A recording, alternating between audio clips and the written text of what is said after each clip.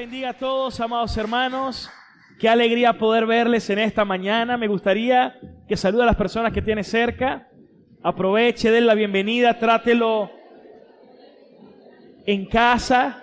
Y aprovecho de saludar a todos los que están conectados con nosotros a través de nuestro canal de YouTube Ancla de Vida. Qué bueno verles y que podamos estar siempre conectados en nuestras actividades. Dios les bendiga. ¿Y cuántos están gozosos de estar en la casa del Señor? Amén. Diga conmigo, yo me alegré con los que decían que a la casa del Señor iremos. Denle un aplauso fuerte al Señor. Aleluya, bienvenidos. ¿Cuántos están anclados en Cristo? Amén, qué bueno. Pueden tomar asiento, mis queridos hermanos y amigos y todos los que nos acompañan en esta mañana. Y si alguien viene hoy por primera vez, queremos que se siente en casa y que pueda hoy Dios, a través de su palabra, ministrar a su vida.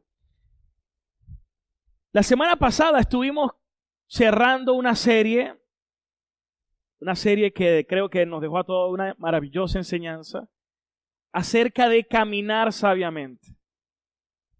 Y cada mes nosotros tratamos una serie, solo que hoy quise solamente compartir un tema específico. La próxima semana retomo otra serie o continúo con otra serie.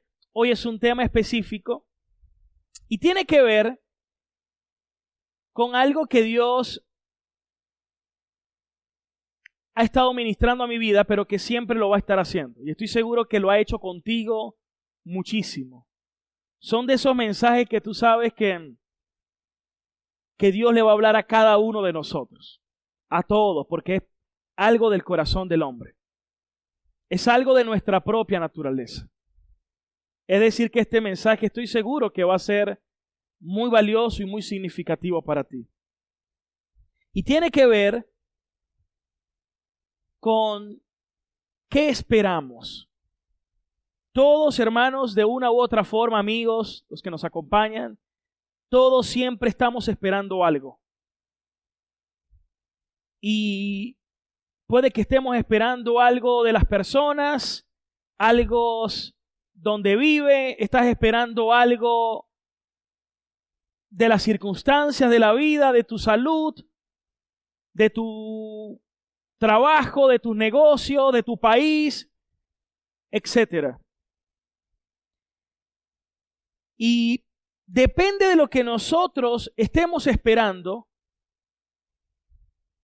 eso va a afectar siempre nuestras emociones y también va a afectar nuestra conducta. Repito, depende de lo que nosotros estemos esperando, eso nos va a afectar en lo emocional y también eso nos va a afectar en nuestra vida y en nuestra conducta. Quiero que para ello me acompañes a leer la porción que quiero estar compartiendo en esta mañana y es basado en el Salmos 42. Salmos 42 y vamos a leer desde el versículo 1. Quiero que todos puedan prestar muchísima atención al texto que vamos a estudiar en esta mañana. Amén. Y dice así la palabra de nuestro Dios. El salmista dice: como el ciervo brama por las corrientes de las aguas, así clama por ti, oh Dios, el alma mía. Mi alma tiene sed del Dios vivo. ¿Cuándo vendré y me presentaré delante de Dios? Fueron mis lágrimas mi pan de día y de noche. Mientras me dicen todos los días, ¿dónde está tu Dios? Me acuerdo de estas cosas, dice el salmista, y derramo mi alma dentro de mí, de cómo yo fui con la multitud y la conduje hasta la casa de Dios, entre voces de alegría, de alabanza del pueblo en fiesta. ¿Por qué te abates, oh alma mía? ¿Y por qué te turbas dentro de mí? Espera en Dios, porque aún he de alabarle, salvación mía y Dios mío. Dios mío, mi alma está abatida en mí. Me acordaré por tanto de ti desde la tierra del Jordán y de los hermonitas desde el monte de Mizar. Un abismo llama a otro abismo a la voz de tus cascadas. Todas tus ondas y tus olas han pasado sobre mí. Pero de día mandará Jehová su misericordia, y de noche su cántico estará conmigo, y mi oración al Dios de mi vida. Diré a Dios, roca mía, ¿por qué te has olvidado de mí? ¿Por qué andaré yo enlutado por la opresión del enemigo? Como quien hiere mis huesos, mis enemigos me afrentan, diciéndome cada día, ¿dónde está tu Dios? ¿Por qué te abates, oh alma mía? ¿Y por qué te turbas dentro de mí? Espera en Dios, porque aún he de alabarle, salvación mía y Dios mío. Quiero que repitamos todos juntos este versículo en voz alta. Diga, ¿por qué te abates, oh alma mía? ¿Y por qué te turbas dentro de mí? Diga, espera en Dios, porque aún he de alabarle, salvación mía y Dios mío. Amén. Hoy quiero compartir un tema, como le dije, un tema específico. La próxima semana continuamos con la serie. Y el tema se llama o lleva como título, ¿qué estás esperando? Quiero que le hagas esa pregunta al que tiene cerca allá a tu lado para que reflexione y le preguntes, ¿qué estás esperando? Ahora el del otro lado, dile, ¿qué estás esperando?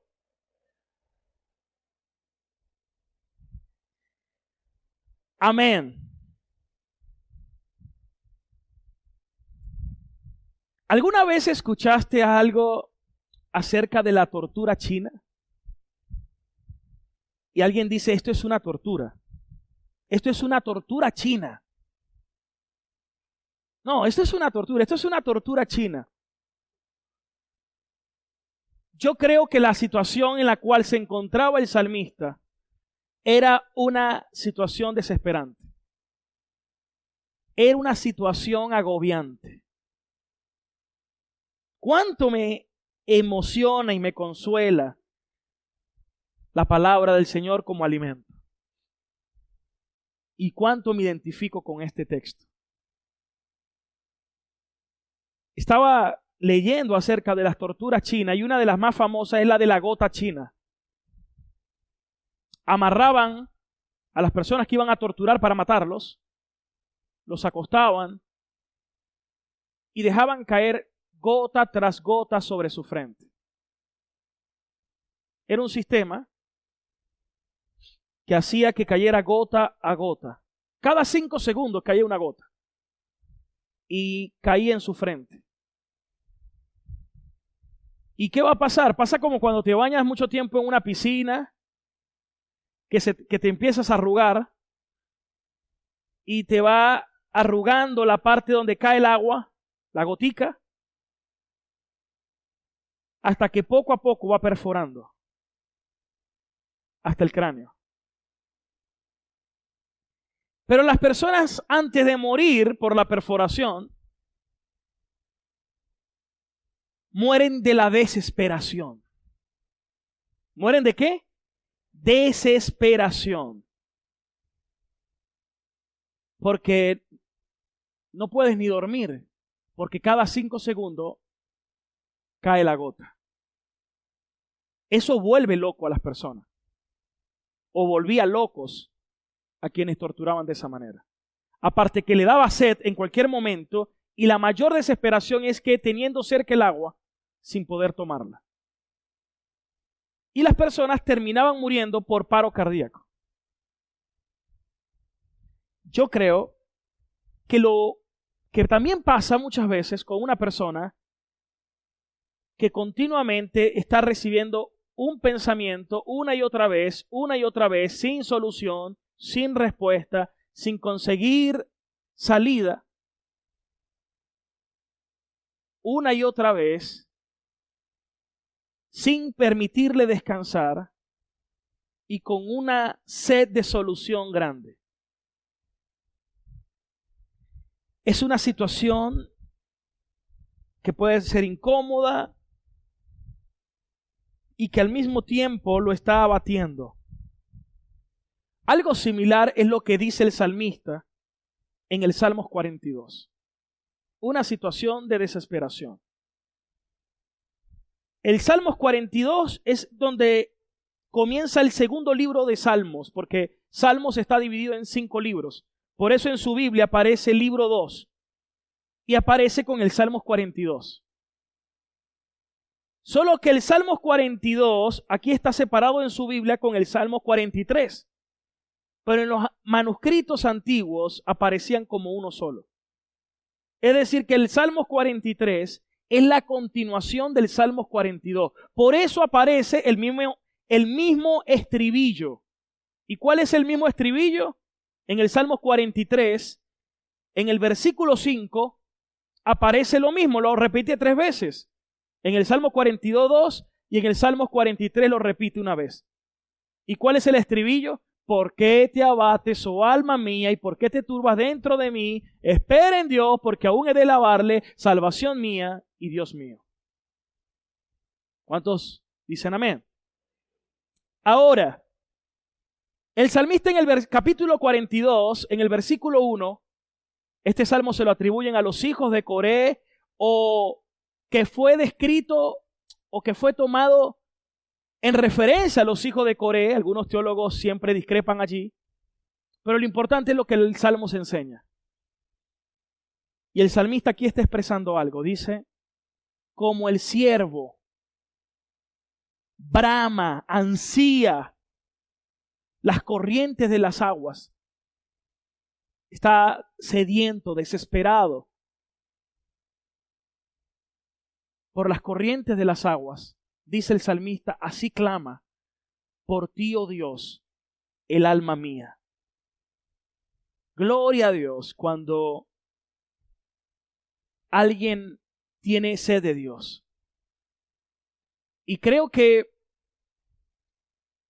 el alma viva siempre va a clamar al Dios vivo. Es decir, una persona a quien Dios le ha dado vida siempre va a manifestarse de Dios.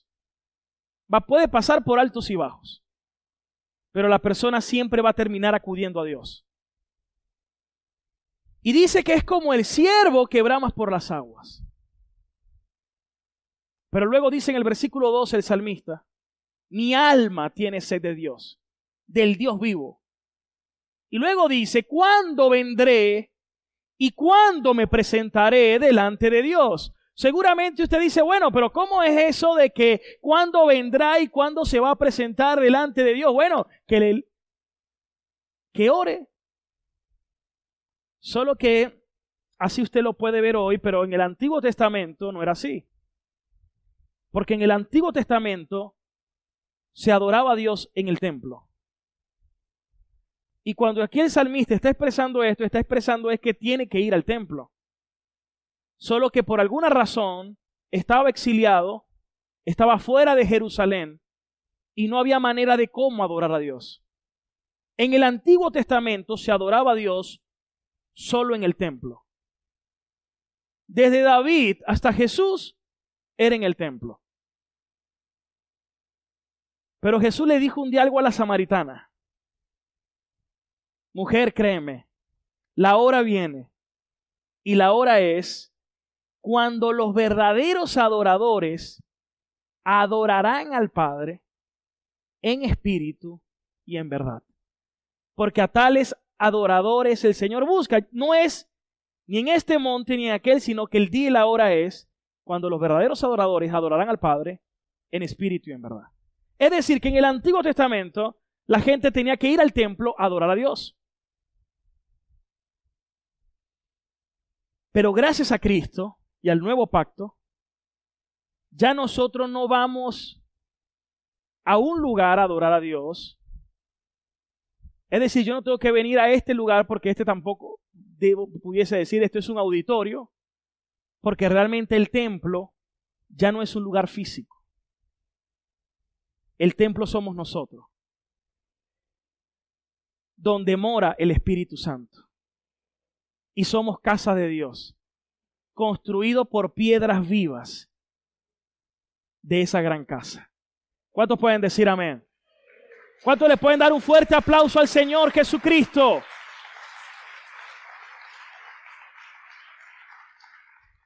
En la antigüedad era en el templo. Nosotros ahora somos el templo.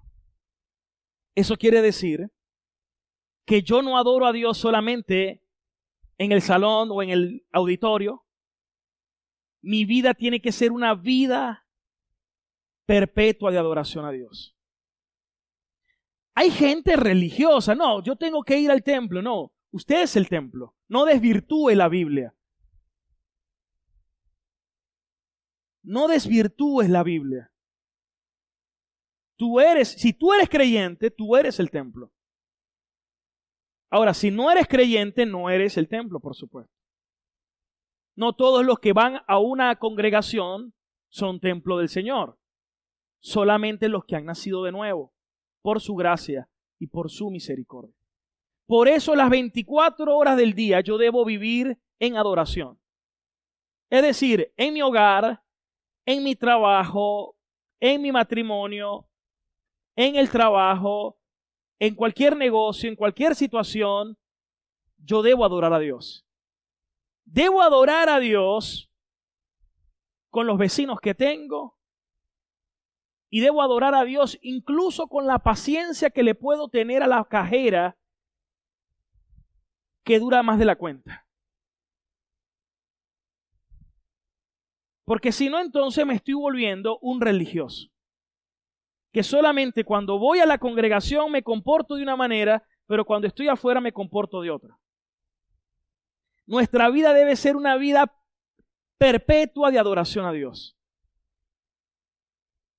Una vida rendida a Dios. Eso es adoración, rendirnos, postrarnos. Dice Romanos 12:1, presenten vuestras vidas como sacrificio vivo, santo y agradable a Dios. Una persona, porque venga a una iglesia, a un local, sea de cualquier índole, si su vida no está rendida a Cristo, no le está adorando. Caemos en religiosidad.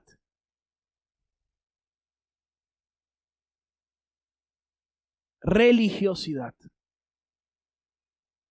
Una vida de adoración es una vida rendida a Cristo. Ojo, cuando nos reunimos, sabemos que todos de una u otra forma le fallamos a Dios. Pero existe algo que se llama pecadores no redimidos y pecadores que son redimidos. Por eso el primer paso es reconocer nuestro pecado en Dios. Porque al final lo que nos salva es su gracia y su misericordia. Porque dice Efesios 2:8 que no es por obras para que nadie se gloríe, sino que es por su gracia que podemos ser salvos. No es tus obras. Hay gente que puede venir a la iglesia porque yo voy porque tengo que cumplir a Dios.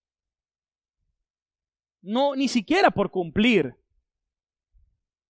Cuando alguien está vivo espiritualmente, quiere vivir una vida para Dios, quiere adorar a Dios y va a tener sed de Dios. Y la va a manifestar.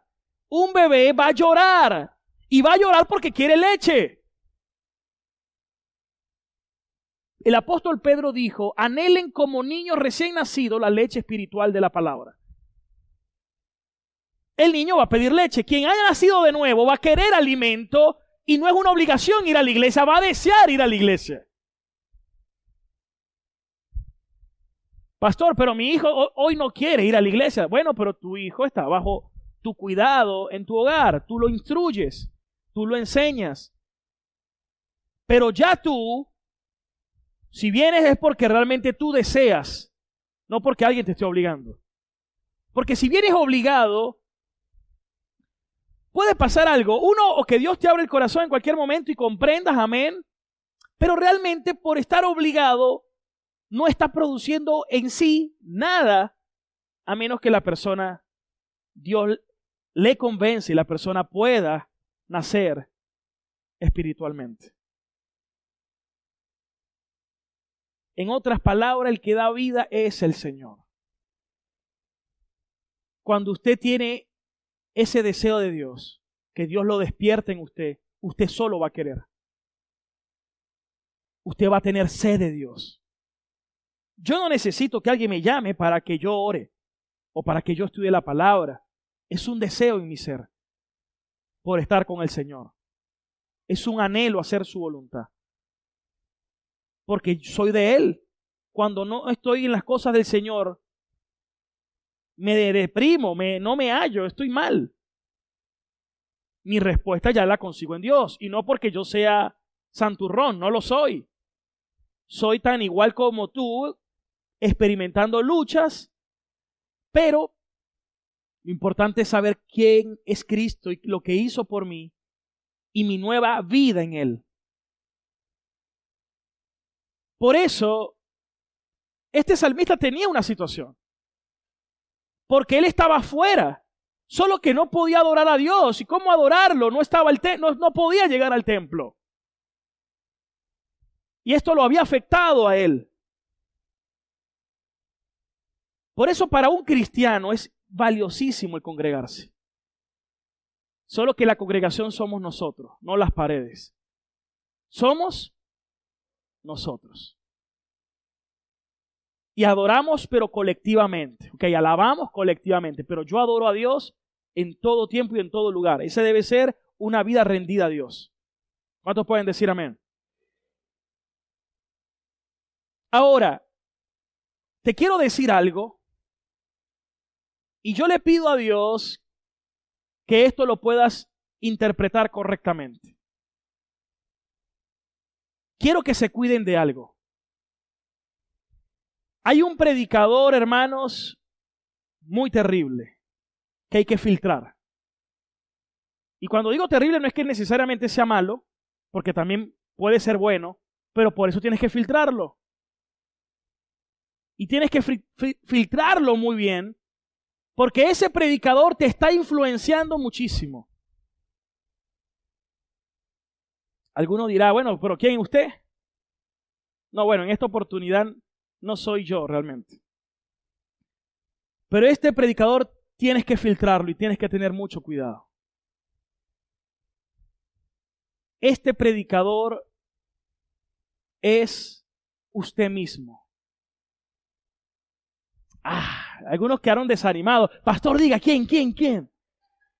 No es que me guste el chisme, pero me entretiene, no. Yo quería que me dijera un nombre ya. Nosotros mismos. Y usted dirá, ¿por qué digo esto? Porque usted todo el día, usted está pensando. Usted todos los días está hablando consigo mismo. Y un cristiano también tiende a ser muy reflexivo. Y habla mucho consigo mismo. Con su conciencia, con su alma.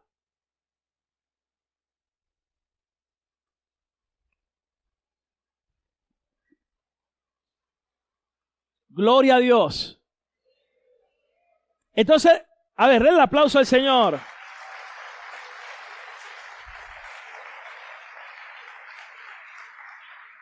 Ahora, hay que cuidarse de este predicador. Porque este predicador todo el día te está hablando. Y puede que lo que te esté hablando sea o el verdadero evangelio o te está diciendo una mentira. Y tú te estás creyendo una mentira. Y como te lo repites tanto, una y otra vez, se te convierte en una fortaleza que se vuelve difícil de querer derribar. Porque el salmista expresa tres cosas, veo en este salmo. Dificultades, lágrimas, preguntas profundas y que su fe estaba bajo ataque. Miren cómo dice el versículo 3.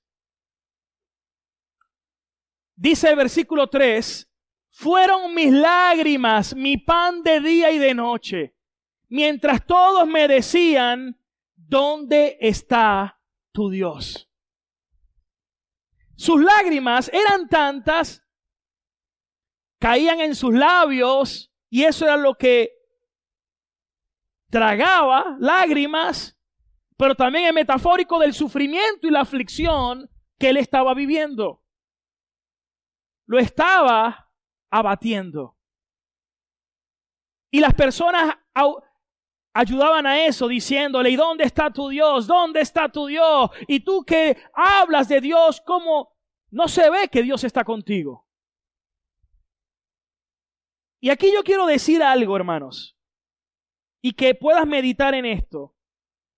No vivimos la vida basándonos en los hechos y experiencias que vivimos, sino que vivimos la vida en la forma como interpretamos esos hechos. Por ejemplo, alguien me decía, hace años, mi padre lo estaban operando, estaba en la clínica y cuando regreso a casa que me dieron la cola y entramos a la casa, la casa estaba abierta. Y cuando entro, nos robaron todo. Nos robaron la nevera, nos robaron la cocina, nos robaron la ropa. Nos quedamos sin nada.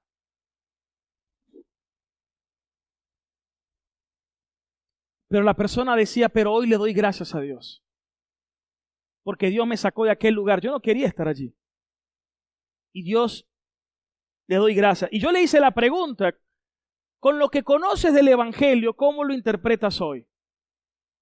Porque alguien puede ver eso y lo puede ver como que el mundo se le vino encima y lo perdió todo. Y lo pudo haber interpretado así. Que de la noche a la mañana perdió lo que tenía. Pero algo que podemos ver en la Biblia es aprender a interpretar. Y es lo que marca la diferencia. Miren a Job. De un día para otro perdió todas sus posesiones. Perdió sus hijos. Su esposa hasta se le rebeló. Perdió su salud. Pero ¿sabe qué dijo él? Dios dio, Dios quitó. Es interesante porque nosotros sabemos lo que pasó con Job por lo que dice la Biblia.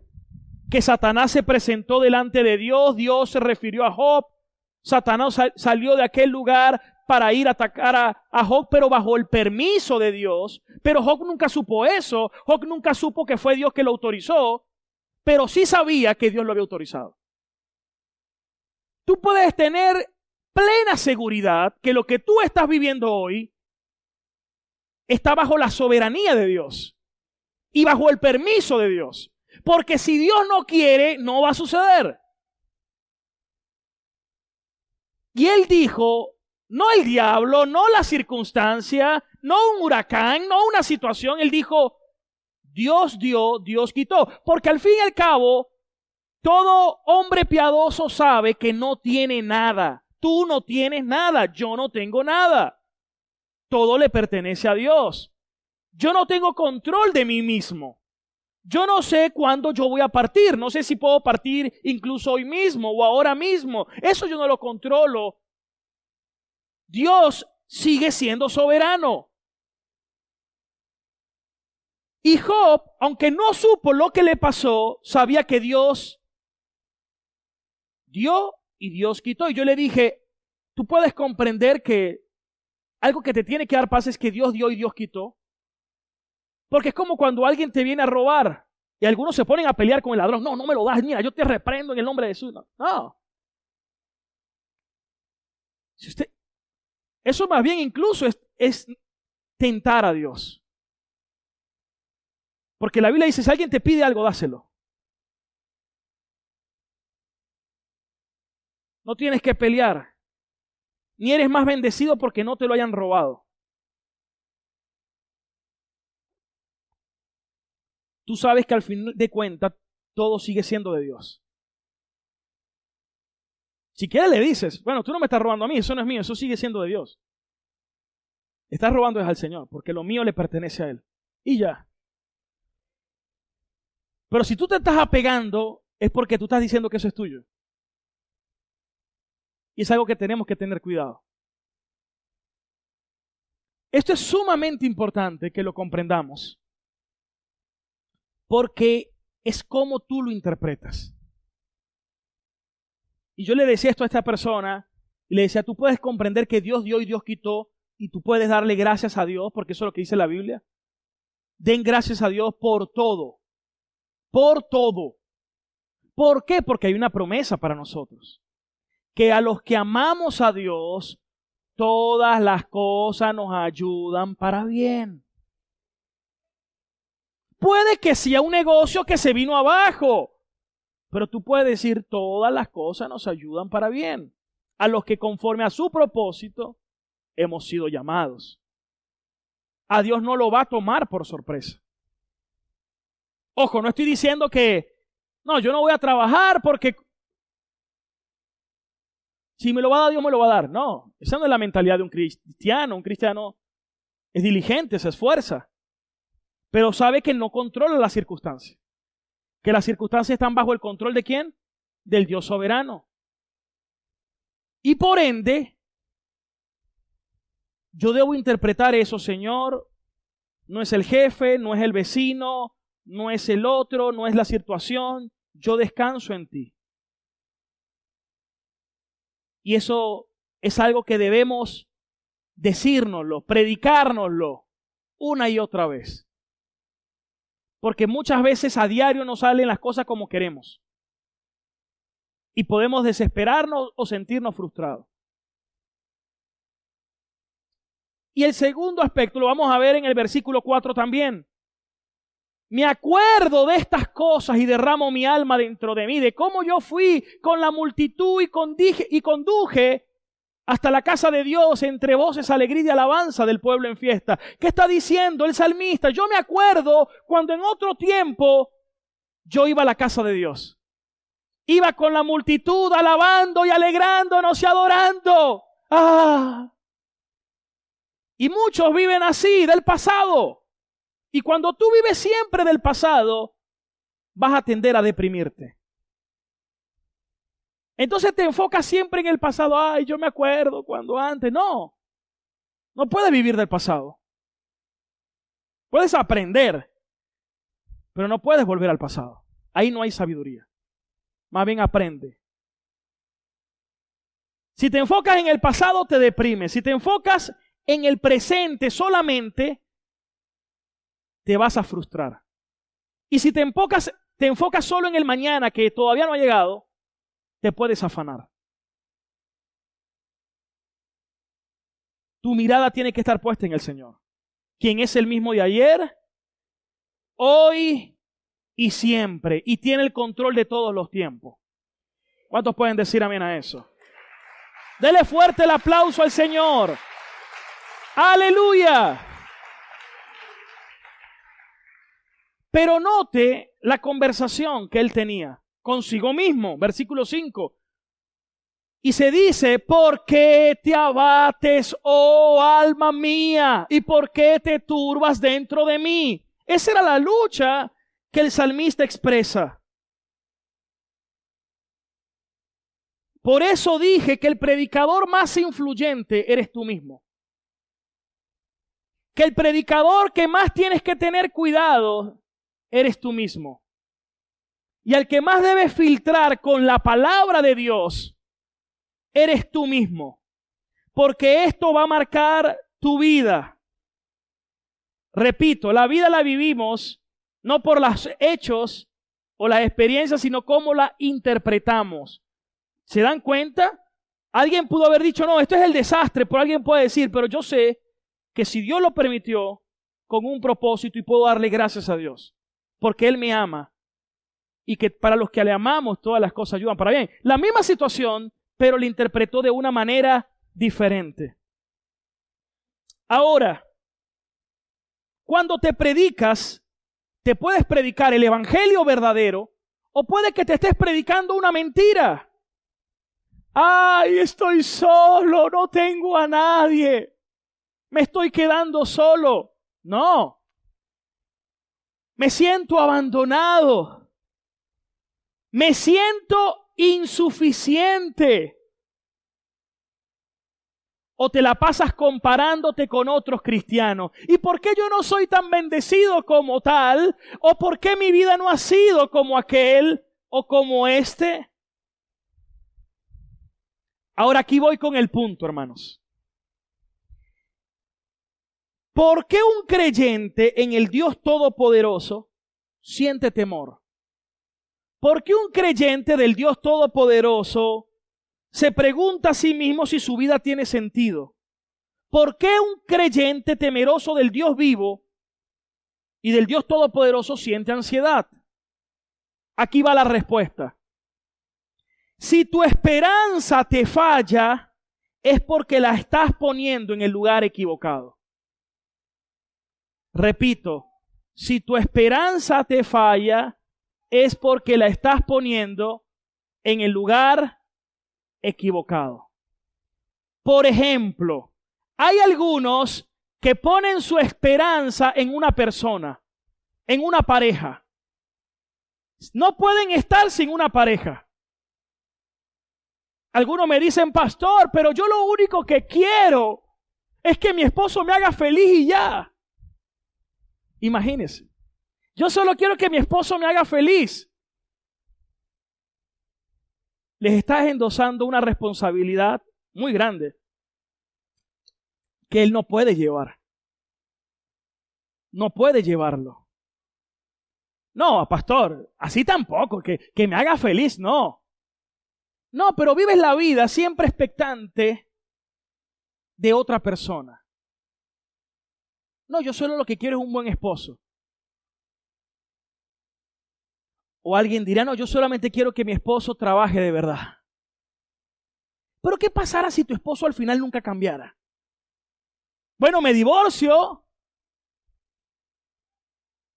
Pero, ¿y si esa no es la voluntad de Dios? Tú no puedes basar tu vida en el cambio de otro. Hermano, yo no puedo basar mi vida en lo externo, en lo de otro. Lo he dicho una y otra vez, lo he comprendido, gloria a Dios, al final lo entendí. El discípulo más difícil que tengo y que he tenido soy yo mismo. Es el que me ha quitado más cabello. Yo pensaba que eran otros. ¿Saben por qué? Porque yo quería que los demás cambiaran. Cuando me di cuenta que eso era un problema más bien mío, porque yo no puedo cambiar a nadie. Cuando entendí eso, me di cuenta que el problema no estaba afuera, que el problema era yo, porque me estaba volviendo controlador y posesivo y lucho con eso. Entonces quería que mi esposa fuera como yo quería, que mi hijo sea como yo quería, y ya le estaba poniendo una carga ya a mi hijo de 7 años que, no, tú tienes que ser pastor, yo quiero que tú seas pastor. Imagínense mi hijo con 6 años, bueno, ya tiene 7, llevando esa carga. Obviamente que quiero que lo sea. Pero hoy ya no lo veo de esa manera, lo veo como que, Señor, hágase tu voluntad en él. Que donde esté te sirva, que te ame, que te honre. Pero yo eso no lo puedo controlar porque yo no puedo cambiar a nadie. Pero yo no soy el único. Los padres todos tienden a eso, a controlar a los hijos. Y por eso les hablan fuerte. A veces con maltrato. Hay que disciplinarlos. Hay que castigarlos. Pero algo que estoy enseñando en la iglesia es, que eso hay que llevarlo al hogar, es con tono de gracia. Cuando le vaya a decir a algún hermano, hágalo, pero con tono de gracia. Porque la gente no, usted le está aplicando es pura ley. ¿Y dónde vas a dejar la gracia? Si es por la ley, todos aquí estamos reprobados. Dios ha sido tan misericordioso y nos da su gracia y eso nos transforma, porque yo quería que entonces mi esposa, es que yo le decía a Fiorella, pero yo no entiendo cómo tú oras así. Hasta cómo oraba yo le tenía que corregir.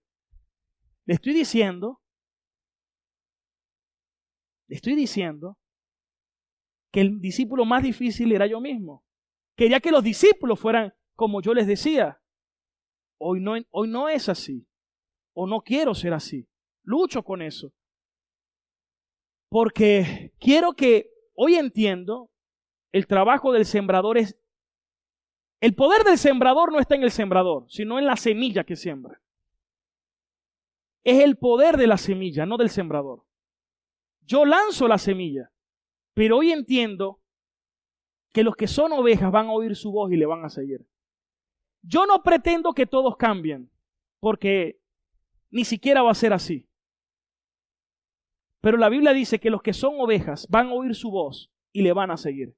Oro que tú seas hallado entre sus ovejas. Esa es mi oración. Entonces no puedo controlar nada. Yo no puedo controlar nada.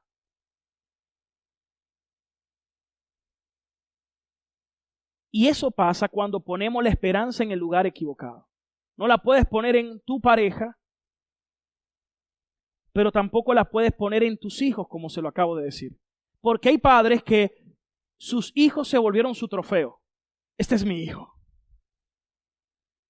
Y lo tienen como en 6 actividades.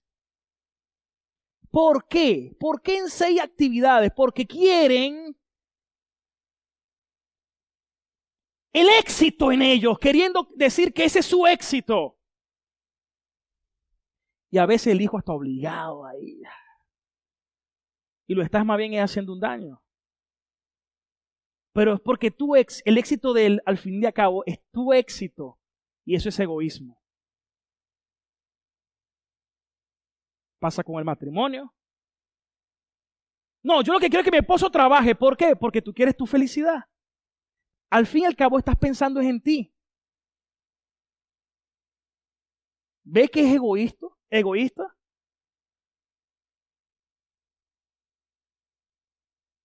Qué terrible. Hablé la semana pasada de las 3 P que controlan el hombre. El poder, las posesiones y el placer. Eso es todos. Se los dije. Usted tiene que ser liberado por Cristo de esos deseos. Y no lo digo yo, lo dice la Escritura. Miren lo que dice Primera de Juan 2:15. Vamos a leerlo. Primera de Juan, capítulo 2, versículo 15. Dice, no amen al mundo, ni las cosas del mundo, porque si alguno ama al mundo, el amor del Padre no está en él. Porque todo lo que hay en el mundo, los deseos, ¿cuáles son los deseos que controlan al mundo? Bueno, los deseos de la carne, los deseos de los ojos y la vanagloria de la vida. No, es que estos son mis deseos. No, esos no son tus deseos, nada. Son los deseos del mundo que se apoderaron de ti. Tú no eres el único que tiene ese deseo. Todos tienen el mismo deseo de tener más poder, más posesiones y más placer. Ese es el corazón del hombre. Si tú no eres salvado por Cristo, estos son los deseos que a ti te van a dominar toda la vida. Y vas a ser un esclavo. No, yo hago lo que yo quiero. No, eres un esclavo más, dominado por tus deseos, que son los deseos del mundo. Por eso Jesús dijo en Juan 8:31, vamos a buscarlo, Juan 8:31, ¿a qué nos vino a salvar Cristo? Si ustedes permanecieran en mi palabra, serán verdaderamente mis discípulos y conocerán la verdad, y la verdad es la que los hará libres. Si tú no escuchas la verdad, si no te expones a la verdad, sigues siendo un esclavo. Versículo 33, ellos le dijeron, pero somos linaje de Abraham, jamás hemos sido esclavos de nadie. ¿Cómo es que vamos a ser libres? ¿Libres de qué? Y aquí está la respuesta del Señor. todo aquel que hace pecado es esclavo del pecado. No, pastor, pero es que yo lo que quiero es jugar tenis. Y quiero ser el mejor tenista. Vanagloria al final. Si esa es tu motivación solamente en sí mismado, no. Y ojo, a mí me gusta el tenis. Me apasiona, me gusta, me gustaría ser cada día mejor, pero eso no puede ser mi fin. Mi vida no puede estar ensimismada. Pero el hombre de todo hace un ídolo.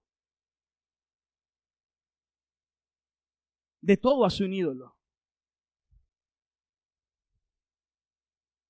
Porque donde está el tesoro, ahí está su corazón.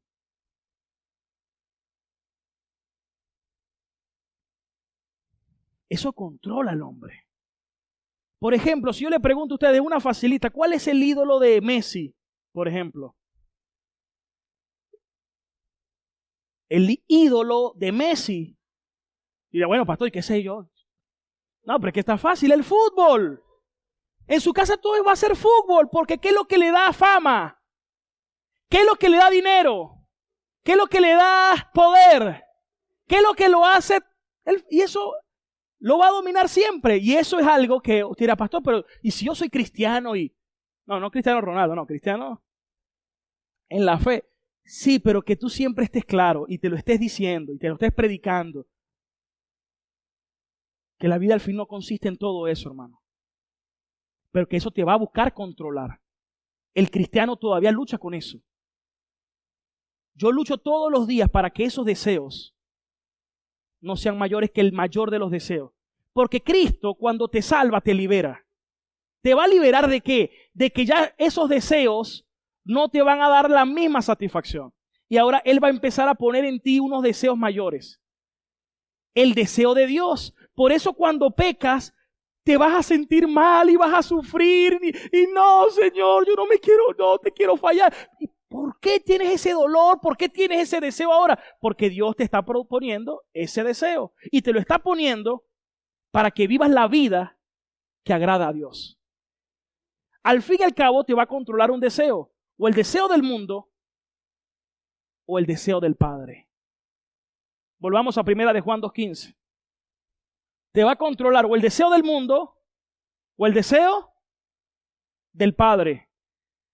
Si alguno ama al mundo, el amor del Padre no está en él. Versículo 16. Porque todo lo que hay en el mundo, los deseos de ¿qué?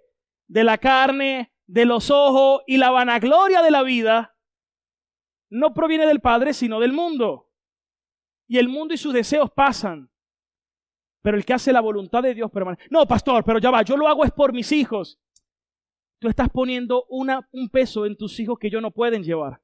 Tu esperanza no puede estar en tus hijos. Porque si tú pones tu esperanza en el lugar incorrecto, siempre te va a defraudar. No, ellos no pueden. Yo no puedo llevar ese peso, tú no lo puedes llevar, ni nadie lo puede llevar, porque nuestra esperanza no puede ser horizontal. Nuestra esperanza tiene que ser vertical y puesta solamente en aquel que nunca te va a fallar y que siempre va a ser fiel.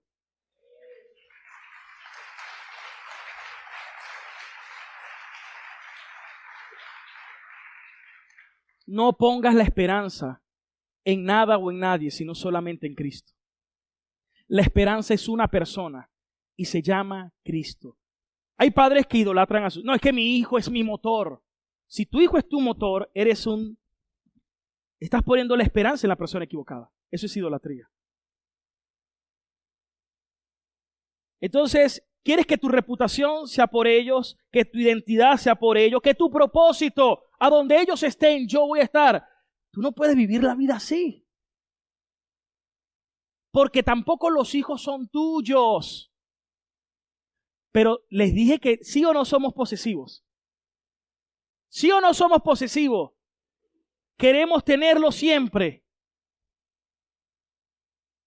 Yo quisiera que mi hijo estuviera siempre, pero es falso, no son míos, son del Señor. ¿Ve que no soy el único? De algunos sí es verdad, el pastor sí es posesivo. Pero cuando escuchas esto, usted se da cuenta que usted también ha sido posesivo. y queremos controlar. Pero eso no nos compete a nosotros. Eso es solo Dios. Tu esperanza no puede ser horizontal. Te dije esposo, te dije hijos, posesiones. Hay gente que tiene su esperanza en sus posesiones. Ellas son inciertas. Los negocios se caen, las cosas se pierden, se roban. Será para otro. Vuelvo y repito, si tu esperanza te falla, es porque la estás poniendo en el lugar equivocado. La gente busca su reputación, su identidad, su propósito y su éxito en personas, en posesiones, y eso te va a defraudar.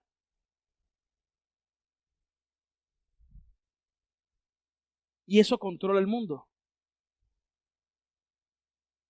A veces es tan triste. Una joven se casa con una persona, solo por dinero. Y otros solo por la belleza. Ambas se acaban. Yo a veces veo gente de mi edad, de mis amigos, y los veo y digo, agua, se puso viejo este guaro. Pero cuando me miro en el espejo digo, si yo también estoy viejo. O ya no soy igual que antes.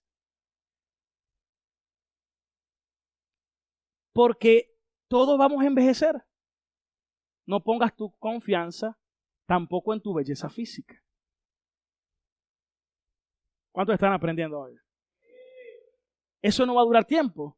Es más, la Biblia dice, por fuera te vas desgastando. Pablo dijo, aunque por fuera me voy desgastando, por dentro me voy renovando. Mire, usted se inyecta, usted se opera, usted puede hacerse muchas cosas, pero al final 70, 80, y vas para allá. No vivas tu vida corriendo tras el viento. Tu esperanza tiene que ser vertical, no horizontal. Todo eso se acaba. Todo eso se acaba. Eso tenemos que recordarlo. Diga, la esperanza es una persona. Ahora, ¿cuál es tu esperanza el lunes? Hay gente que dice, no, yo quiero que sea viernes. No. Tu esperanza debe ser Dios el lunes, el martes, el miércoles, el jueves, el viernes. Si hay una enfermedad, ¿cuál es tu esperanza? Dios te puede sanar. Pero si no te sana, de igual manera, Señor, con salud, con enfermedad, de igual forma te quiero adorar. En mi juventud o en mis años te quiero adorar. Con mucho o con poco te quiero adorar. Pablo dijo, he aprendido a contentarme cualquiera que sea mi situación. Tu esperanza no puede estar en un país, porque los países también entran en crisis. Tú te puedes ir hasta la China, pero si tú no resuelves tu problema interno, a donde tú vayas lo vas a tener. Tu esperanza no puede estar en una persona. Tiene que estar en Dios. El único que es indispensable verdaderamente es el Señor. Nunca lo olvides. Es Dios, hermano. ¿Y sabe por qué les digo esto? Porque hay 3 aspectos que yo debo recordar de Dios todos los días de mi vida. 3 aspectos, anótelo. 3 cosas que debo recordar de Dios todos los días de mi vida.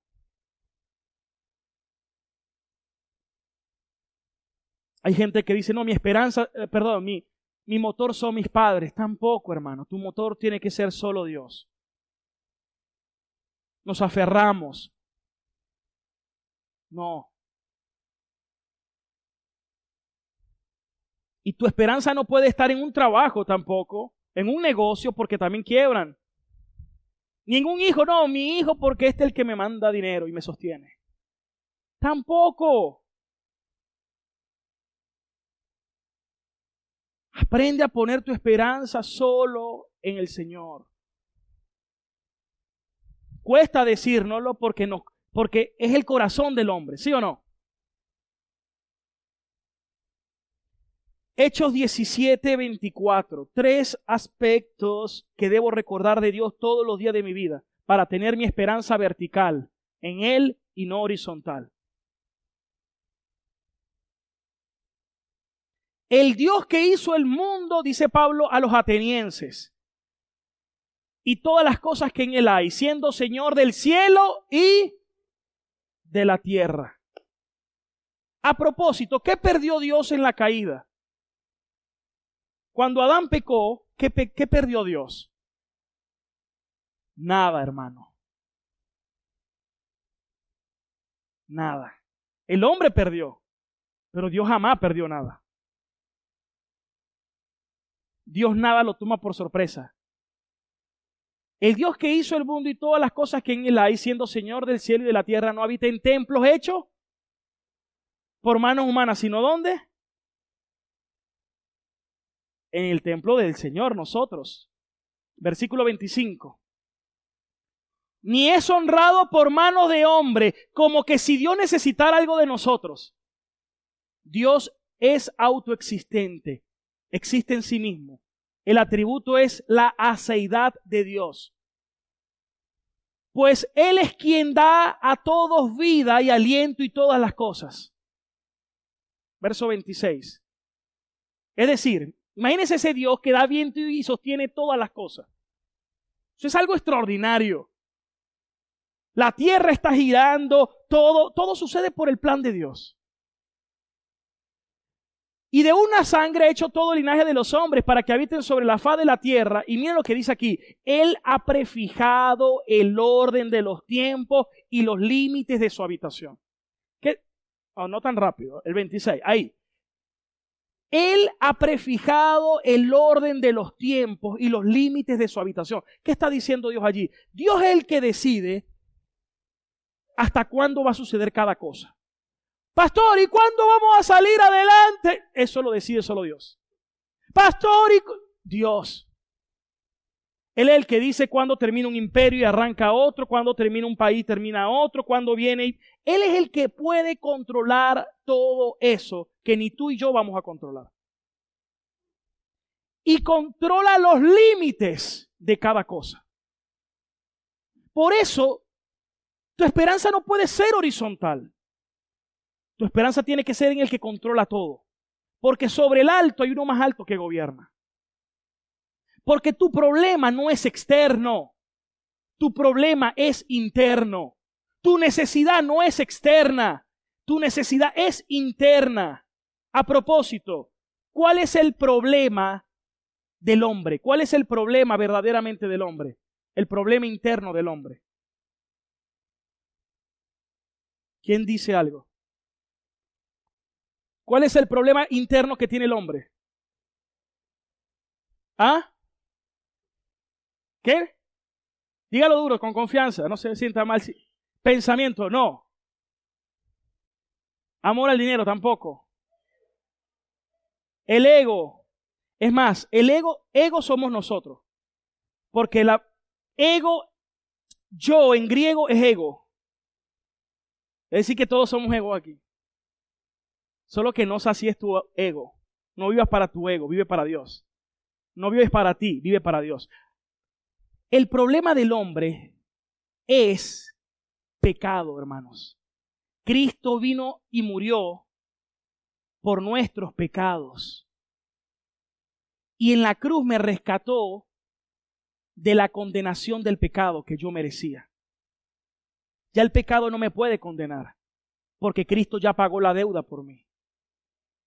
Pero mientras yo viva esta vida con este cuerpo, ya no lucho contra la condenación porque ya Cristo pagó la condenación del pecado. Yo lucho con este cuerpo es contra la corrupción del pecado, porque todos los días le debo decir a mi corazón, tú no vives para ti, tú vives para Cristo. El propósito se tiene que centrar en Cristo. Por eso Pablo dijo, con Cristo estoy juntamente crucificado y cada día muero. ¿Cada cuánto tiempo tenemos que morir? Toque el que tenga a su lado, dele algo, muévalo, dígale, cada día. ¿Cuándo tienes que morir? Ayer, hoy, mañana, pasado mañana, tenemos que morir cada día. ¿Qué te va a controlar? ¿Los deseos del mundo o los deseos del Padre? Oro y todos los días debo sujetar mi cuerpo para que haga la voluntad de mi Padre. Por eso tengo que predicarme cada día. ¿Por qué te abates, alma mía? ¿Y por qué te turbas dentro de mí? Salmos 42:5. Y él dice, espera. Vamos a leerlo. Salmos 42:5. Espera. Este es el estribillo que se repite 3 veces. Espera. Dile que tienes ahí cerca. Espera en Dios. ¿Cómo se llama eso? Esperanza. Espera en Dios. ¿Dónde estás? A ver, ¿qué estás esperando? ¿Cómo se llama el mensaje de hoy? ¿Qué estás esperando? Espera en Dios. Espera en Dios.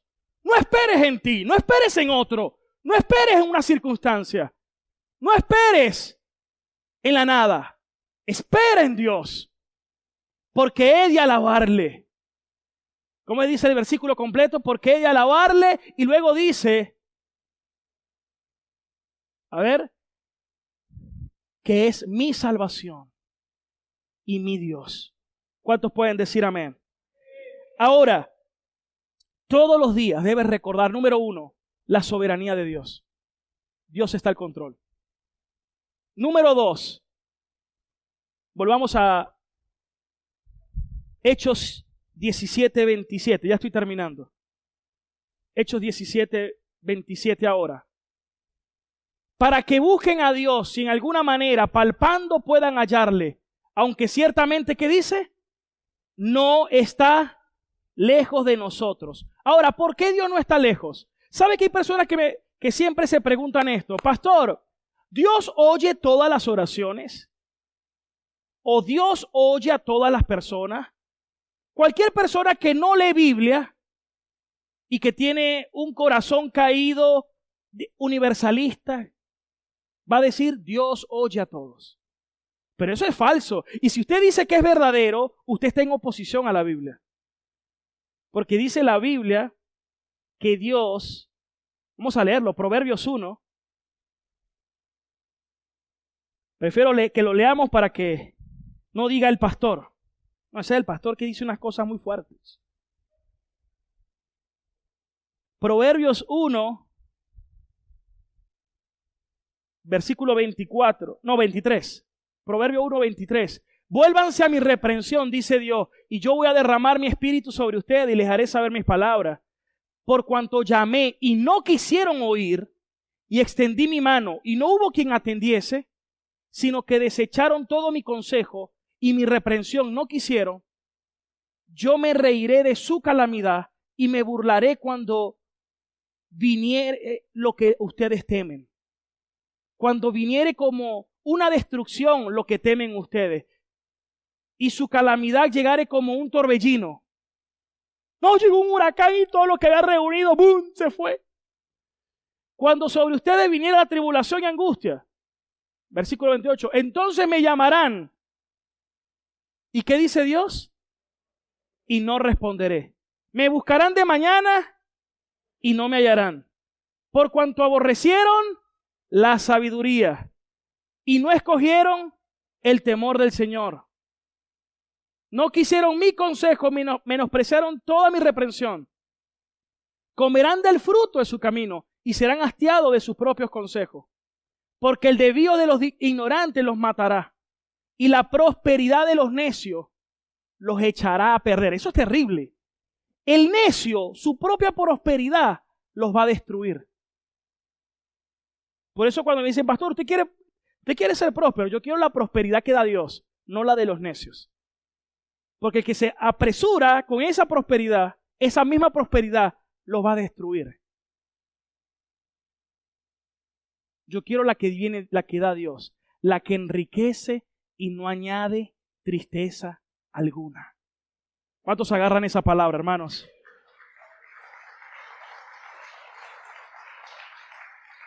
Ahora, ¿cómo que la cercanía de Dios? Entonces Dios está cercano a nosotros. ¿Quiénes somos nosotros?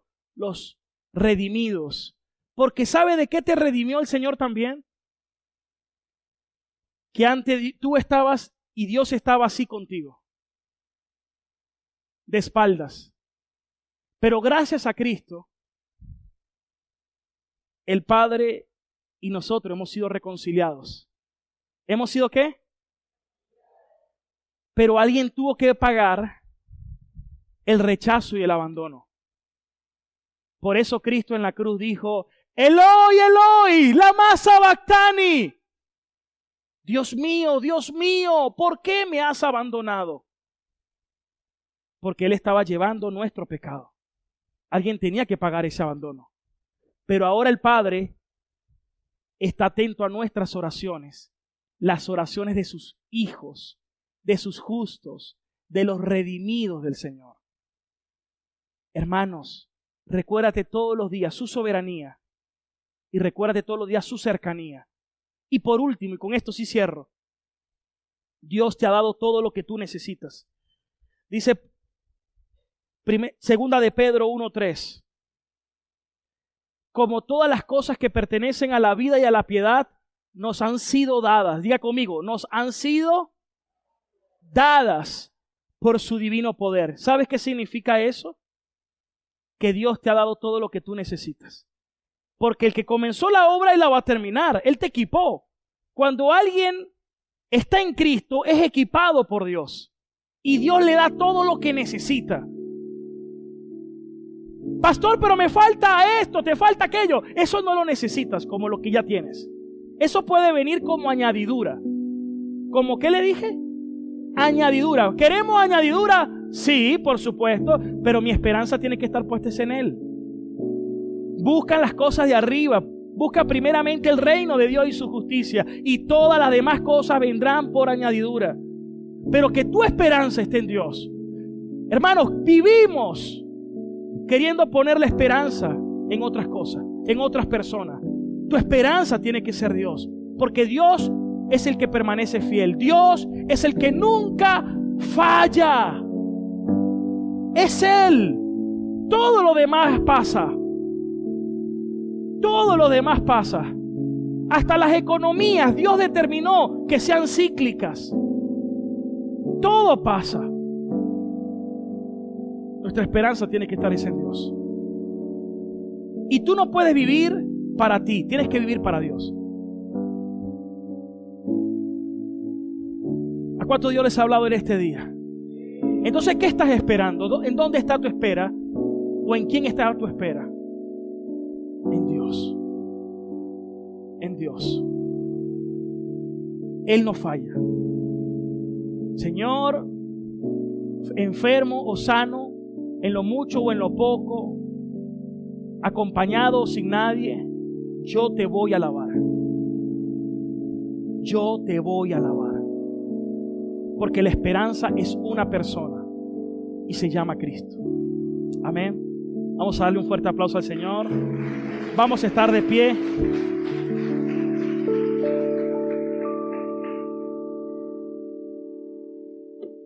¿A cuántos Dios les habló en esta mañana? ¿Cuántos se sintió confrontado, sinceramente? Yo creo que todos, hermanos. Yo salí confrontado cuando preparé esta palabra. Muy confrontado. Porque es fácil poner la esperanza en las cosas. No ponga la esperanza en algo o en alguien horizontalmente. Tu esperanza tiene que estar en Dios. Vamos a adorar a Dios, vamos a darle gracias. Amado Señor, gracias por esta palabra. Gracias porque hoy has hablado a nuestras vidas. Y queremos que nuestra mirada esté siempre solamente en ti.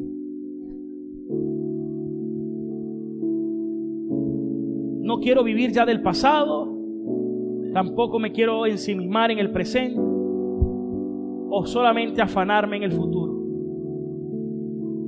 Yo quiero mirarte a ti, Jesús. Por eso luchamos con nuestra condición caída. Pero el salmista se predicó al final diciéndose: espera en Dios. Espera en Dios.